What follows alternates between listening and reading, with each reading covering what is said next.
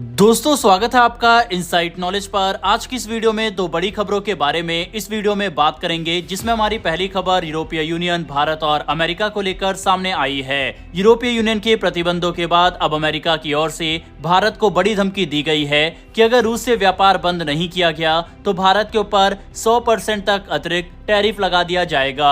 दूसरी तरफ भारत की तरफ से पहला बड़ा रिएक्शन यूरोपीय यूनियन के प्रतिबंधों को लेकर सामने आया और भारत ने दो टूक जवाब यूरोपीय यूनियन को दे दिया।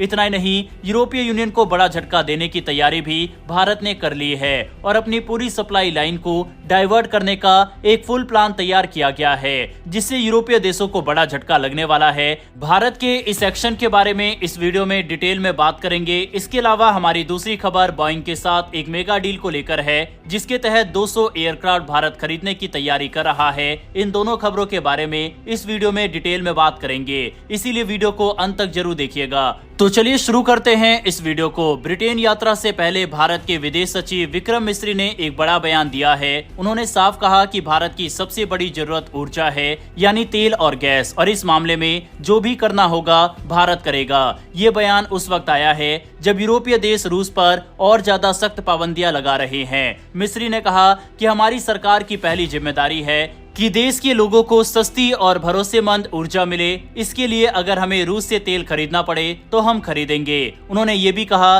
कि दुनिया को इस मामले में एक जैसा नजरिया रखना चाहिए। सिर्फ यूरोप की परेशानी नहीं देखनी चाहिए, बाकी दुनिया भी महंगाई और जरूरी चीजों की कमी से जूझ रही है। अब यूरोपीय यूनियन ने जो नए नियम बनाए हैं उनका सीधा असर भारत जैसे देशों पर पड़ेगा। यूरोप अब उन पेट्रोल और डीजल जैसे प्रोडक्ट को नहीं खरीदेगा जो रूस के तेल से बने हैं, चाहे वो किसी तीसरे देश से ही क्यों ना आए हो। इसमें भारत, तुर्की और यूएई जैसे देश शामिल है जो रूस से तेल लेकर उसे रिफाइन करके यूरोप को बेचते हैं। GTRI की एक संस्था के मुताबिक भारत हर साल यूरोप को लगभग 15 अरब डॉलर के पेट्रोलियम प्रोडक्ट भेजता है। अब ये पूरा कारोबार खतरे में है। पिछले साल भारत ने यूरोप को 19 अरब डॉलर का तेल बेचा था, जो इस साल गिरकर 15 अरब डॉलर रह गया, यानी करीब 27% की गिरावट। लेकिन अब भारत ने इसका भी तोड़ निकालने की ठान ली है और भारत सरकार की तरफ से जो एक बड़ा स्टेप उठाया गया है, ये यूरोपीय देशों को बैकफायर करने वाला है, क्योंकि भारत ने अपनी सप्लाई जो कि यूरोपीय देशों को जाती थी उसको डाइवर्ट करने का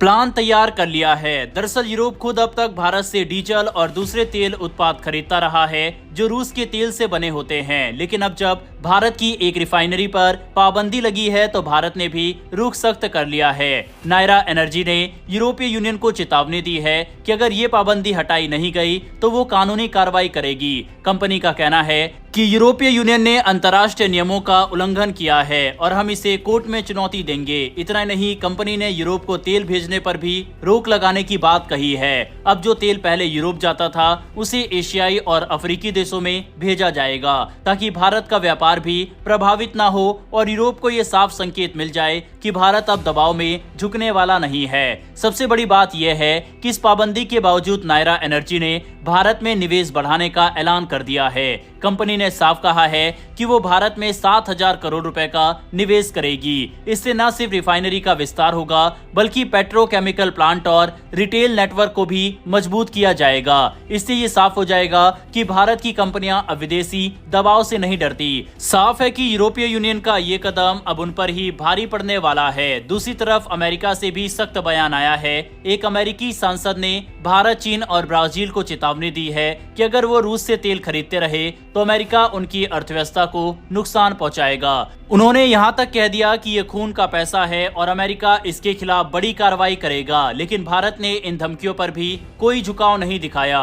भारत के पेट्रोलियम मंत्री हरदीप सिंह पुरी ने कहा है कि अगर किसी एक स्रोत से तेल मिलने में दिक्कत आती है तो हमारे पास दूसरे विकल्प भी हैं। हम कनाडा, ब्राजील या गयाना जैसे देशों से भी तेल ले सकते हैं, लेकिन हम अपने देश की ऊर्जा जरूरतों के साथ कोई समझौता नहीं करेंगे। इसके साथ ही एक और बड़ी घटना सामने आई। ब्रिटिश पेट्रोलियम यानी BP कंपनी का एक टैंकर जो नायरा एनर्जी से डीजल लेकर यूरोप जाने वाला था, उसने डीजल लोड ही नहीं किया और खाली ही वापस लौट गया। इससे साफ है कि यूरोप ने अपना फैसले को लागू करना शुरू कर दिया है। लेकिन भारत ने भी ये दिखा दिया है कि हम खाली बैठने वाले नहीं हैं, हम जवाब भी देंगे और जरूरत पड़ी तो कानूनी कदम भी उठाएंगे। भारत अब पुराने दौर में नहीं है जहां दबाव में झुकना पड़ता था। आज भारत आत्मनिर्भर है और अपने फैसले खुद लेता है। अब जब प्रधानमंत्री नरेंद्र मोदी का यूके दौरा शुरू होने वाला है तो इन सब घटनाओं का असर अंतर्राष्ट्रीय बातचीत पर भी पड़ सकता है। साफ है कि तेल का जो विवाद चल रहा है वह आगे जाकर और भी बड़ा होगा और जब भारत अपनी सप्लाई लाइन को डाइवर्ट करेगा तब यूरोपीय देशों के द्वारा और भी कड़े एक्शन लिए जा सकते हैं। लेकिन भारत ने भी अपनी तैयारी पूरी कर ली है। बहरहाल बढ़ते हमारी दूसरी खबर की तरफ, जो कि भारतीय एयरलाइन को लेकर है, जिसकी शुरुआत बस 3 साल पहले हुई थी, लेकिन अब उसने सभी का ध्यान अपनी तरफ खींचना शुरू कर दिया है। दरअसल हम बात कर रहे हैं आकाशा एयरलाइन की। कंपनी के चीफ फाइनेंशियल ऑफिसर अंकुर गोयल ने हाल ही में दिल्ली में हुए एक प्रेस कॉन्फ्रेंस में बताया कि आकाशा एयर का टारगेट है कि साल 2032 तक उसके पास कुल 226 विमान हो। फिलहाल आकाशा के पास सिर्फ 30 प्लेन है, यानी आने वाले सालों में कंपनी तेजी से अपने बेड़े को बढ़ाने वाली है। उन्होंने ये भी बताया कि इस फाइनेंशियल ईयर में कंपनी की सीट कैपेसिटी यानी यात्रियों को ले जाने की क्षमता में 30% से ज्यादा बढ़ोतरी होगी। पिछले साल ये बढ़ोतरी 50% थी। साल की शुरुआत में रॉयटर्स की रिपोर्ट में बताया गया था कि आकाशा एयर के कुछ टॉप अधिकारी बोइंग से नाराज थे। वजह थी प्लेन डिलीवरी में हो रही देरी। कंपनी ने 226 बोइंग 737 मैक्स विमान ऑर्डर किए हैं, लेकिन डिलीवरी समय पर नहीं हो रही।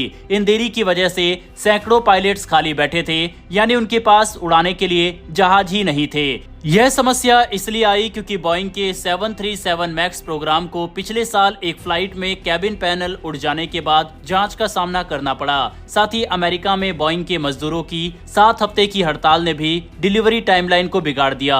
अब बात करते हैं पैसों की। अंकुर गोयल ने फाइनेंशियल ईयर 2024-25 का मुनाफा या रेवेन्यू नहीं बताया, लेकिन उससे पिछले साल कंपनी की कमाई 4 गुना बढ़कर $356 मिलियन तक पहुंच गई थी। लेकिन नुकसान भी बढ़ गया, 86 मिलियन से बढ़कर $194 मिलियन हो गया। आकाशा का घरेलू मार्केट शेयर इस साल मई में 5.3% रहा। तुलना करें तो इंडिगो और एयर इंडिया ग्रुप का मार्केट शेयर मिलाकर 90% से ज्यादा है। यानी आकाशा को अभी लंबा सफर तय करना है। लेकिन जिस तरह से एयरलाइन सेक्टर्स में एक तगड़ा कंपटीशन देखने को मिल रहा है, ये आगे चलकर लोगों के लिए कई तरह की सुविधा और ऑप्शन उपलब्ध कराएगा। अगर टाटा, इंडिगो और आकाशा एयरलाइन वगैरह को मिला दिया जाए तो भारत आने वाले 10 सालों में तकरीबन 1000 से ज्यादा अतिरिक्त प्लेन उड़ाने की तैयारी में है, क्योंकि टाटा और इंडिगो ने भी सैकड़ों प्लेन का ऑर्डर इस समय दिया हुआ है। बहरहाल दोस्तों, इस वीडियो में इतना ही। इन्फॉर्मेशन और वीडियो पसंद आई हो तो वीडियो को लाइक करके हमारी आने वाली डेली डिफेंस, वर्ल्ड अफेयर से जुड़ी ऐसी वीडियो के लिए नीचे दिए गए सब्सक्राइब बटन को प्रेस कर बेल आइकन को दबा ले, जिससे हमारी डेली ऐसी वीडियो आप तक सबसे पहले पहुंच सके। फिर मिलेंगे ऐसी एक नई वीडियो के साथ। धन्यवाद। जय हिंद, जय भारत।